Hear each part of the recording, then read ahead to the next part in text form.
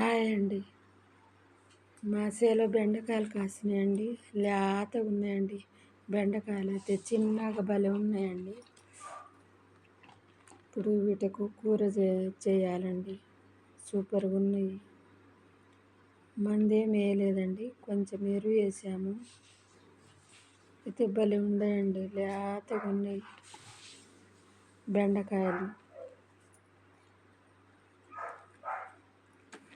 అదొక సంతోషం అండి. మన తోటలో పండినాయి కాబట్టి కూరగాయలు సంతోషంగా ఉందండి.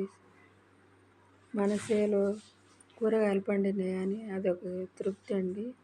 బయట కూరగాయలు వస్తాయి, మనం కొనుక్కొని చేసుకుంటాం కదా కూరలు, అవి డబ్బులు పెట్టినాయండి.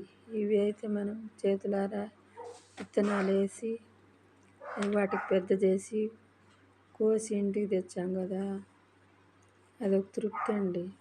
బెండకాయలు చూడండి, ఒకటే బీరకాయ వచ్చిందండి. సన్న పిందెలు ఉన్నాయండి, ఇదే ఒక్కటే వచ్చింది. ఇదో టమాటాలు అండి, ఇవే ఉన్నాయి టమాటాలు. ఇంకా చెట్లు ఉన్నాయండి, పచ్చి ఉన్నాయండి. మా చేలో కాసినాయండి ఇవి. నాకెంత సంతోషంగా ఉందో చూడండి. గోరుచిక్కుళ్ళు అండి, లేతగా ఉన్నాయండి. గోరుచిక్కుళ్ళు కానీ లేతగా ఉన్నాయండి.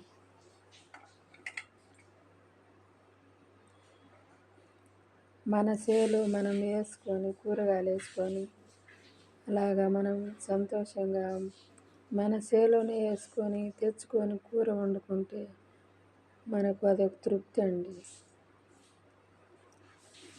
మా చేలో పండినాయని అదొక తృప్తి.